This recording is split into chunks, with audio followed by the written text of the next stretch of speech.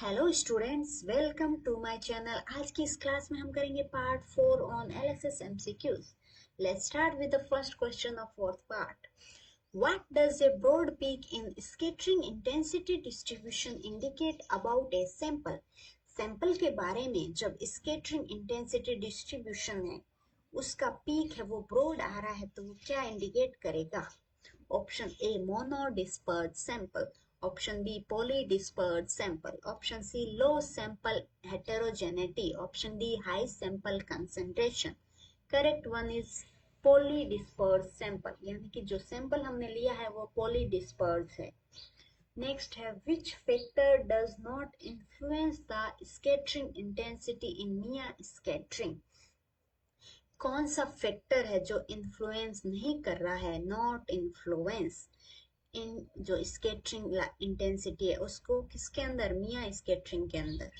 Option A particle size, option b wavelength of light, option C particle refractive index, option d temperature of the medium. Correct one is temperature of the medium. जो medium का temperature है वो influence नहीं करता है scattering intensity को। Next है What is the primary application of LSS in studying protein interactions?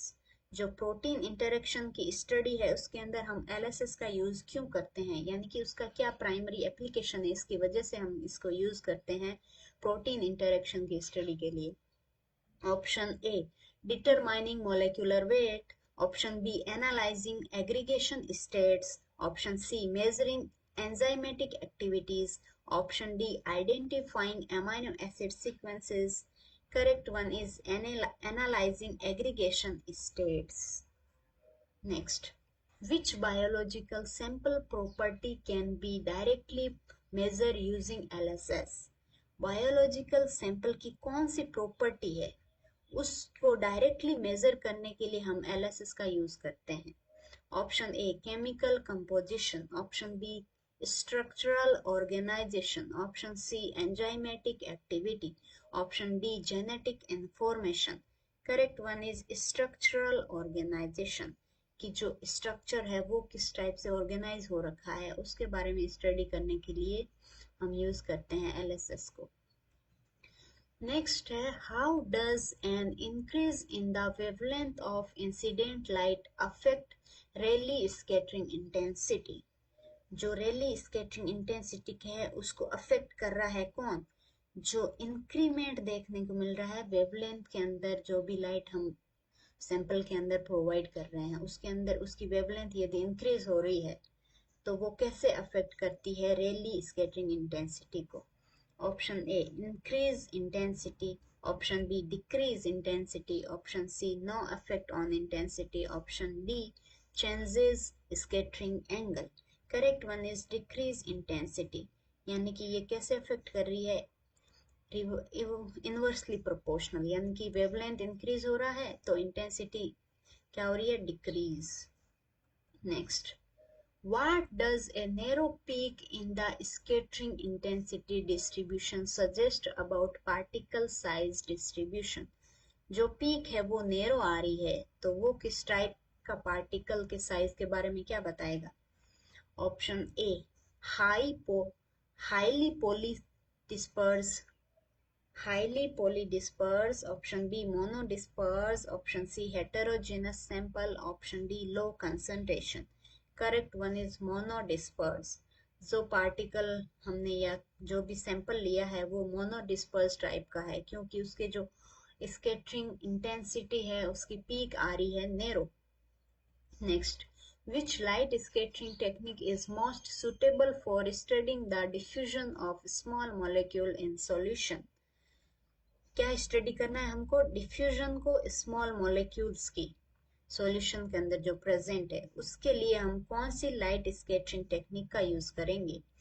Option a static light scattering, option b dynamic light scattering, option c Raman scattering, option d fluorescence correlation scattering. Correct one is B dynamic light scattering. Next, in biological tissue, what does increased light scattering often indicate? कोई भी biological tissue हमने लिया है फिर उसको study करने के लिए डाला तो उसमें इंक्रीज देखने को मिल रहा है लाइट स्कैटरिंग पे, तो वो क्या चीज को इंडिकेट करता है? Option a healthy tissue, option b diseased tissue, option C low cellular density, option D low water content. Correct one is diseased tissue. जो ये टिश्यू है वो डिजीज्ड है यदि उसमें लाइट स्कैटरिंग के अंदर इंक्रीमेंट देखने को मिल रहा है। Next, which parameter is often calculated from the autocorrelation function in DLS experiment? autocorrelation function से हम कैलकुलेट कर रहे हैं कौन से पैरामीटर को in DLS? Option A particle size, option B particle density, option C particle charge, option D particle shape. Next है इसका करेक्ट आंसर है ऑप्शन ए पार्टिकल साइज। नेक्स्ट है what type of light source is typically use in LSS for studying biological sample? कौन से light source का use करते हैं हम LSS के अंदर यदि हम स्टडी कर रहे हैं कोई भी बायोलॉजिकल सैंपल को? Option a laser, option b LED, option c incandescent bulb, option d fluorescent bulb.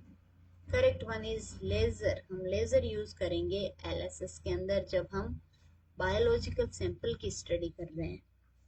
Okay, thank you so much for watching this video. If you like this video, then hit the like button.